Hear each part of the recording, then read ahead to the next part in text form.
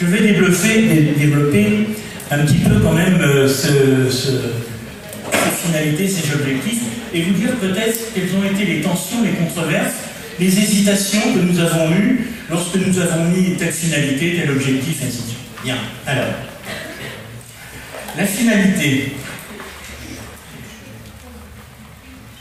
elle est générale, elle est donc généreuse. Je vous rappelle, l'EPS a pour finalité de former un citoyen cultivé, lucide, autonome, physiquement et socialement éduqué. Nous ne l'avons pas inventé parce que nous l'avons reprise quasiment intégralement, on a bougé un mot, je crois, de ce qui avait été conçu et produit par le groupe de Gilles Klein en 2001-2002 pour les programmes de lycée. Ça nous, j'allais dire, convenait très très bien, mais je crois que de dire a pour finalité de former un citoyen cultivé, lucide, autonome, physiquement et socialement éduqué, je crois que chaque mot a son importance. Alors je ne dis pas que c'est un chef-d'œuvre littéraire, cette finalité, mais chaque mot, je peux vous dire qu'à chaque fois que l'on fait une finalité, on trempe son stylo à deux fois. Hein. Bon, parce que derrière, il y a des controverses. Il y a ceux qui disent, ceux qui par exemple, nous ont demandé de remplacer le mot physiquement par sportivement, par exemple. Bon. Pourquoi pas, enfin, on a mis physiquement. Hein. Il y en a qui pensaient que le mot citoyen, c'était peut-être pas le mot, il fallait me dire, pour le but de former un futur adulte, ou un élève. Vous voyez, le poids des mots, là, est très très important. C'est pas seulement, j'allais dire, un sujet de CAPES ou un sujet d'Agreg, hein. C'est quand même très important.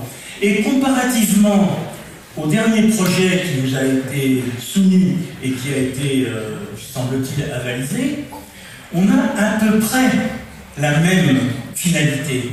Quand vous regardez les deux, sauf que dans la dernière finalité, celle de 2015, bon, le mot cultiver a disparu et le terme, l'EPS a pour finalité de former un citoyen pour vivre ensemble, que l'on n'a pas mis. Alors, est-ce que c'est l'effet Charlie? Peut-être, mais vous voyez déjà à ce niveau-là, sur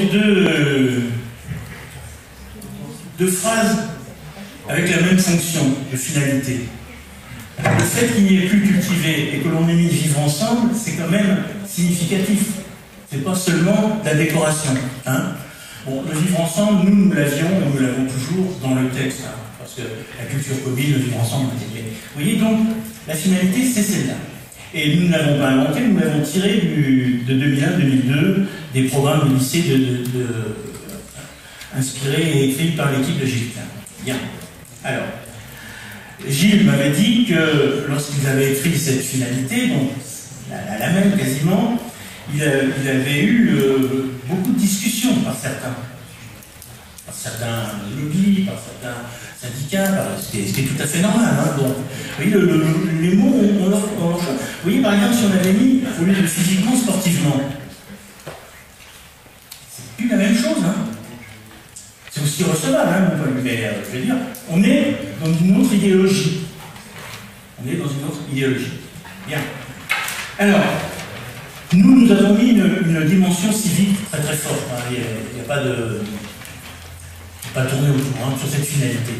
Au moment de la consultation, parce que ces textes ont été consultés quand même, je vous rappelle, pendant un mois et demi, il me semble-t-il, en février 2008, il n'y a pas eu beaucoup d'observations quant à notre finalité.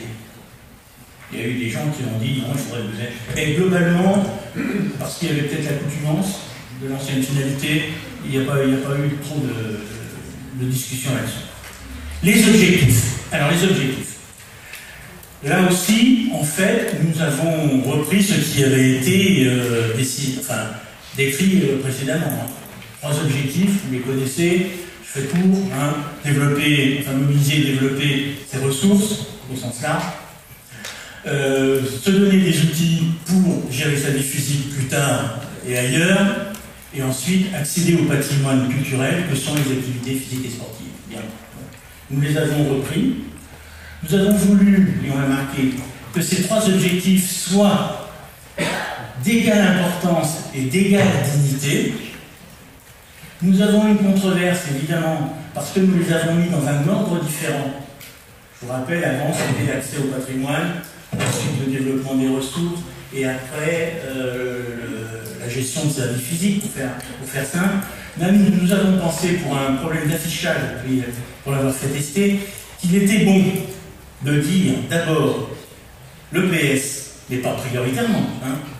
On s'affiche comme étant une discipline qui développe les ressources de nos élèves, enfin les ressources qui sont sollicitées en EPS, qui ne sont pas seulement les ressources entre guillemets physico-physiologiques, hein, qui sont aussi les ressources affectives, les signes de soins, et ainsi de suite, ça vous savez très bien.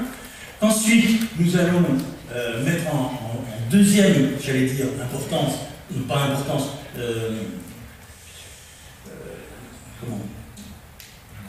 d'affichage, le fait que c'est pour entretenir sa vie physique, hein, l'aspect santé sociale, l'aspect civisme d'entretenir sa vie physique, hein, cette chose que l'on entend depuis très très longtemps, Hébert disait soyons forts pour être utiles, hein, on l'a dit autrement, et puis on a mis en 3 l'accès au patrimoine.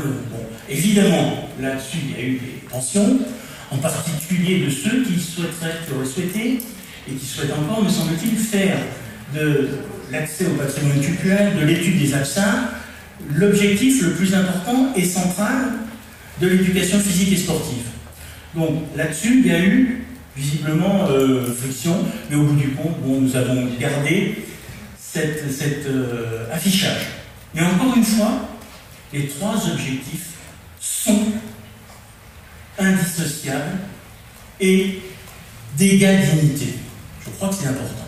Parce que derrière, il y a ces 3 dimensions. La dimension, j'ai une action sur ma nature, j'ai une action dans la société, et j'ai une action dans une culture. Vous savez, ce tripode nature, culture et société, c'est ce qui fonde une éducation depuis toujours. Quelle qu'elle soit, en fait. Hein. Les Grecs ne disaient pas autre chose. Hein. On n'a rien inventé. Mais ces 3 pôles sont très importants. Et je crois que c'est important que nous les ayons dissociés et surtout que nous n'ayons pas dit ça, c'est plus important que cela. Vous savez que dans la profession, il y en a qui voudraient que l'éducation physique soit plutôt axée sur le savoir s'entraîner. Bon. Il y en a d'autres qui voudraient que l'éducation physique soit l'étude principalement des absents. D'autres plus minoritaires souhaiteraient que ça soit seulement le développement des ressources, lutter contre la sédentarité, ainsi de suite. Moi, je crois que l'éducation physique et sportive, mais c'est très difficile, a intérêt à garder ces 3 objectifs et à les faire marcher de concert. De concert et de concert.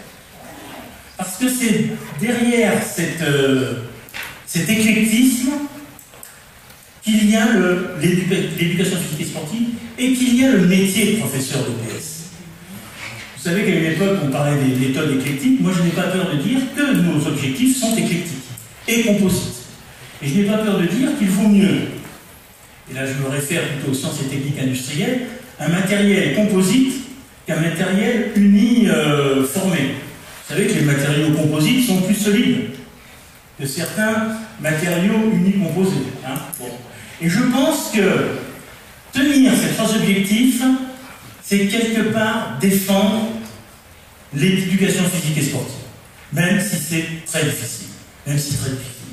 Parce qu'en mettre un en exergue ou en mettre 2 vassalisés par un, on voit bien que le professeur de PS serait coach, serait préparateur physique ou serait prof de sport. Le professeur de PS, il est ça, mais il est plus que ça. Il est plus que ça. Et je pense, si vous voulez, que nos objectifs, il faut se dire que c'est vraiment notre boussole. Alors, ils peuvent évoluer, évidemment, hein, mais moi, je pense que nous avons intérêt à les faire marcher, à les faire fonctionner et à les faire produire, j'allais dire, d'une façon égale, à égale dignité. C'est très important, parce que c'est là le métier de professeur d'EPS. Et c'est là la spécificité de l'EPS. Hein. Et j'ai été très très surpris dans le projet qui le projet qui vous a été soumis à consultation il y a quelques temps, là, où l'éducation physique pour le cycle 4, c'était l'étude des absents. Oui, c'est l'étude des absents. Donc, même si j'emploierais pas ce mot-là, je parlerais plutôt d'une pratique raisonnable des absents pour accéder à un patrimoine culturel. Mais c'est pas que ça. On voit bien le danger de focaliser sur un seul, en particulier sur celui-là. L'étude des absents, il y a dans la vie civile des gens qui étudient les absents, j'allais dire mieux que nous. Hein? Il y a le métier de prof de PS. Hein? Il y a le métier de prof de PS. Le poids. Alors le couple, ce fameux couple formé par les CP et les CMS, là aussi, si vous voulez, nous nous sommes inspirés de ce qui avait été produit par le groupe lycée 2001-2002. Je vous rappelle, ils avaient identifié une composante de la composante méthodologique et une de la composante culturelle. C'est quelque chose qui était très intéressant, mais extrêmement difficile à expliquer quand même. Extrêmement difficile mais qui avait produit des effets. Donc, si vous voulez, on a gardé, au niveau du lycée, on a gardé cette idée-là. Je pense qu'on l'a rendu plus simple. Et on a voulu envoyer un signal en disant il y a deux grandes catégories de compétences. C'est quelque part le socle commun de notre éducation physique et sportive. Il y a les compétences propres à l'éducation physique et les compétences méthodologiques et sociales. Les compétences propres à l'éducation physique et sportive, c'est ce qu'elle seule peut apporter. Les autres disciplines ne l'apportent pas. Elles sont propres au sens de propriété de l'EPS. Ça a été, et c'est encore extrêmement, j'allais dire, comment dirais-je, contesté, hein, cette affaire. Hein. Bon, il va se leurrer là-dessus. Ça a été un point énorme d'achoppement. Et puis, il y a les compétences méthodologiques et sociales qui sont déclinées en EPS par les profs d'EPS dans des situations d'EPS, mais que nous partageons avec les autres disciplines. Une des compétences méthodologiques et sociales, c'est par exemple de se mettre en projet. Bon. Nous n'avons pas l'apanage en EPS de mettre les élèves en projet. Les professeurs d'art plastique, les professeurs d'éducation artistique mettent leurs élèves en projet. Mais vous voyez bien que ce n'est pas le même substrat, on n'a pas la même chose. Nous, lorsqu'on met un élève en projet chorégraphique, ou en projet d'itinéraire en CO, ou en projet tactique en sportco, on voit bien qu'on est en projet, on voit bien que ce n'est pas du même tonneau qu'un projet artistique ou qu'un projet en sciences expérimentales. Vous voyez ? Donc on a voulu montrer qu'à la fois, on avait des choses à nous qui dépassaient ce qu'apportait chacune des activités, mais qu'on avait des compétences qu'on développait à notre façon, mais qui étaient aussi partagées par les autres disciplines, mais que l'on déclinait à notre manière. Hein, à notre manière. Bon, alors, sur les compétences propres, certains et je ne le citerai pas, qui contestent la validité théorique de cette approche, la validité scientifique. Pour deux raisons. La première, ils disent que ce ne sont pas des compétences. Bon. Nous pensons que ce sont des compétences. Certes, elles sont assez larges, mais si on prend la définition d'un certain nombre de personnes qui ont réfléchi sur les compétences, on voit bien que ce sont des compétences parce que, comment dirais-je, opérationnalisées, contextualisées, avec des verbations et ainsi de suite, visant un résultat. Bon, que ce soit le Cortès, Pernou, Mérieux, voire même notre ami de Linière, disent les choses autrement, mais on peut difficilement contester que ce ne sont pas des compétences. Par exemple, essayer de produire une performance maximale à une échéance donnée, pour moi c'est une performance.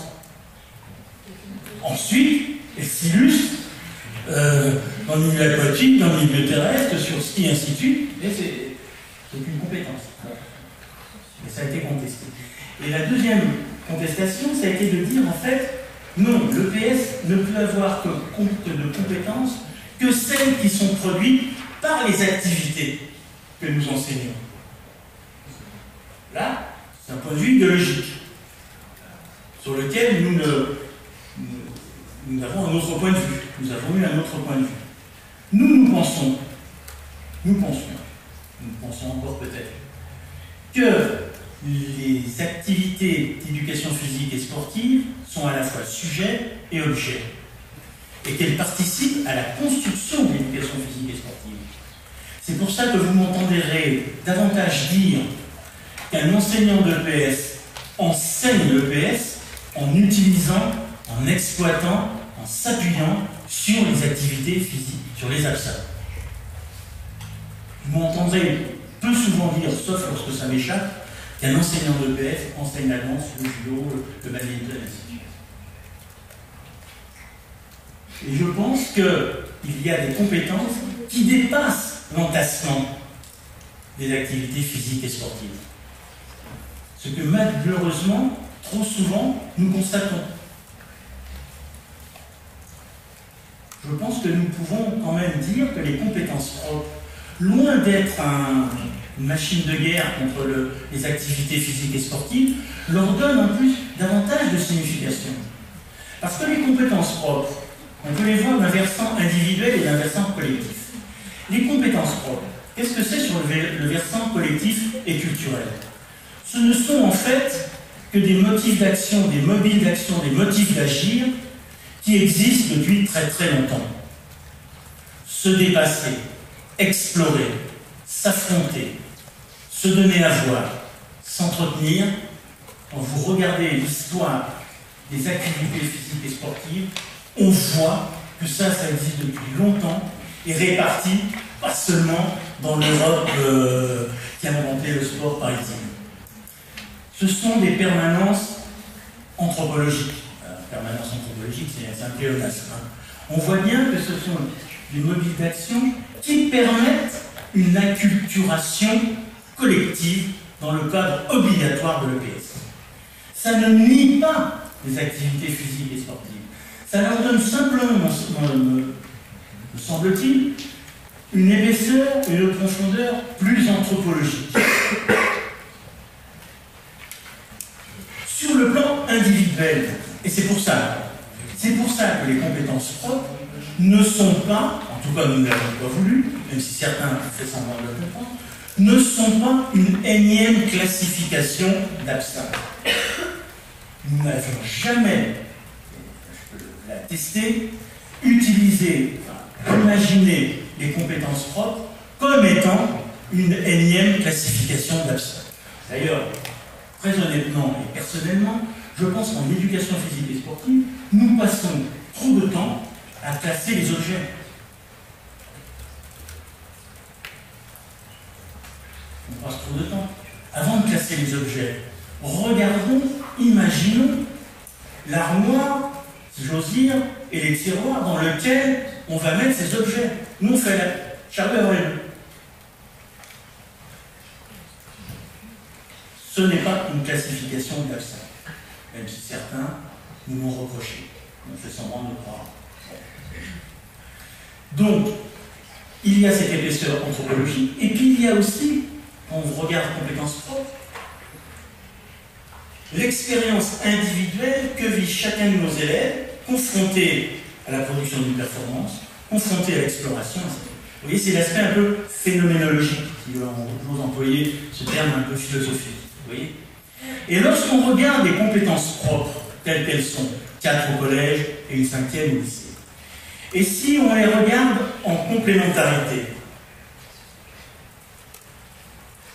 et si on les analyse avec un même analysateur, on s'aperçoit qu'elles ont une complémentarité assez intéressante, parce que, par exemple, lorsqu'on regarde nos 4 ou 5 compétences propres sous le plan de la régulation énergétique, je ne parle pas des filières énergétiques, on voit bien qu'il y a des complémentarités.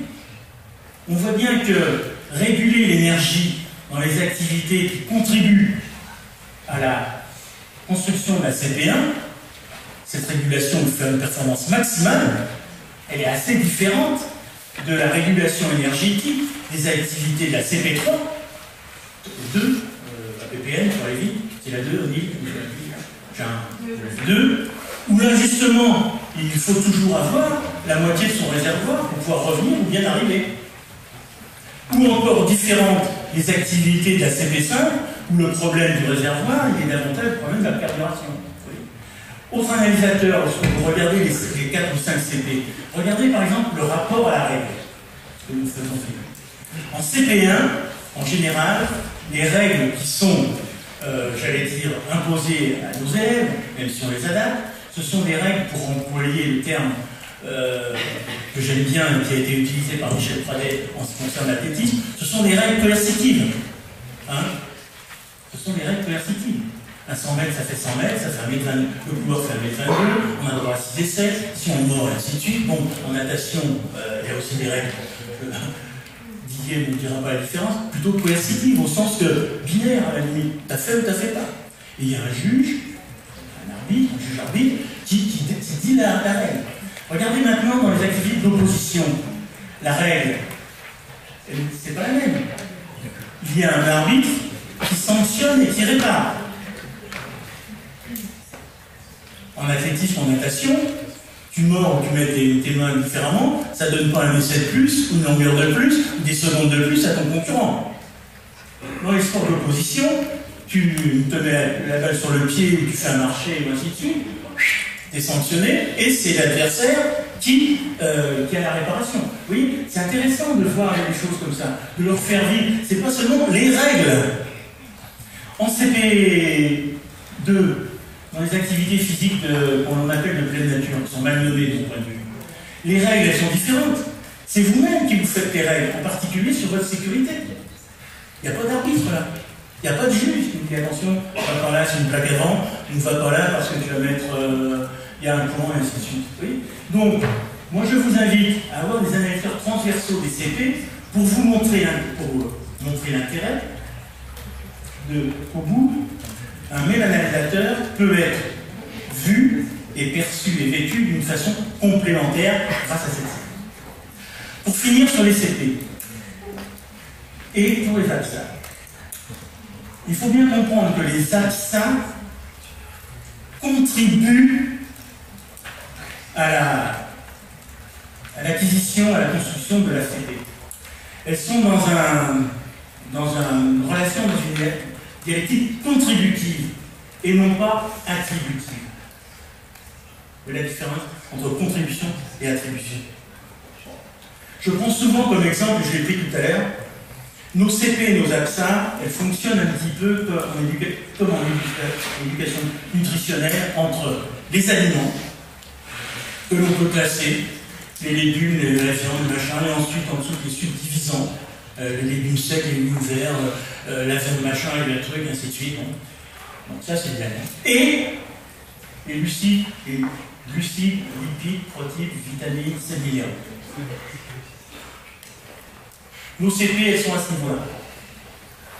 Nos CP ont la prétention, non pas de faire une éducation nutritionnelle équilibrée, mais une éducation physique équilibrée, ou la moins déséquilibrée possible, ne soyons pas présomptueux quand même.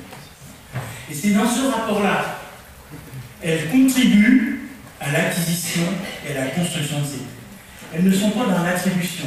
Et moi je suis un peu étonné, voire un peu irrité de voir que certains, même sur des sites académiques, pour celui de l'Académie de France, disent par exemple, Marc, l'athlétisme issu de la CP1.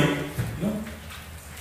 L'athlétisme contribue à construire et s'approprier la CP1. C'est un peu comme on disait, la betterave sucrée et la betterave à sucre, issue du glucose. Pareil. C'est le même non-sens. Bon.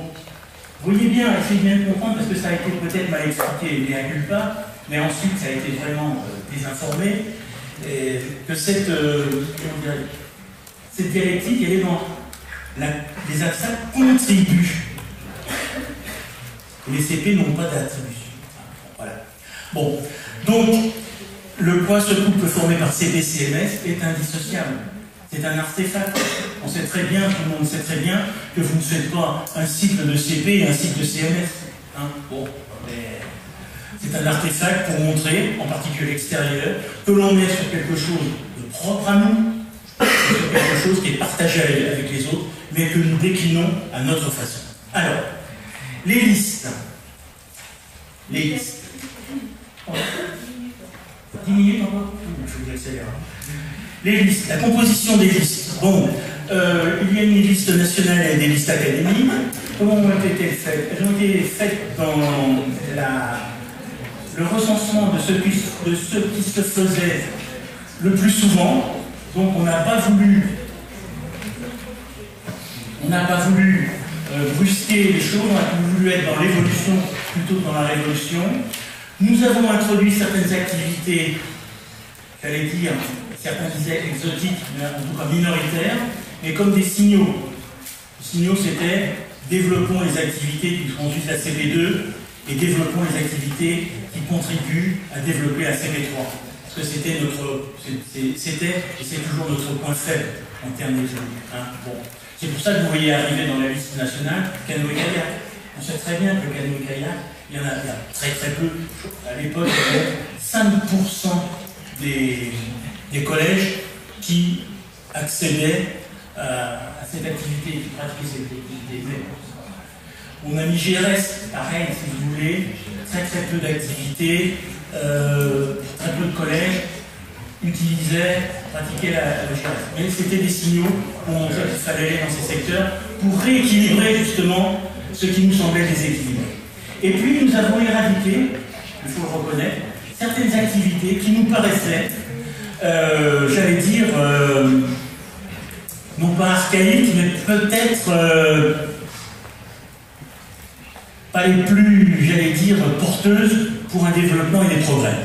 Vous avez pu voir par exemple que le lancer de poids, activité emblématique, historique, et j'allais dire bien connue de nos ancêtres, voire de nous-mêmes, nous l'avions évacué.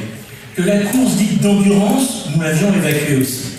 Alors nous ne l'avons pas fait pour des raisons seulement idéologiques, nous les avons fait aussi pour des raisons, j'allais dire, pédagogiques, s'appuyant sur des données plutôt scientifiques. Bien. Lorsque l'on observait que pendant très très longtemps, nous avons fait courir nos élèves pendant longtemps, à une allure régulière, dans des intensités, j'allais dire, sous-maximales.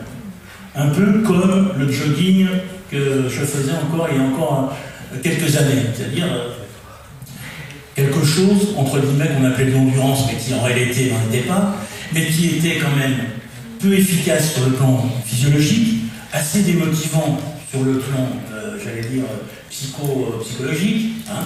Je vous rappelle qu'à une époque, c'est la course d'endurance qui avait la plus grande part de marché dans les programmations de nos collèges. Hein.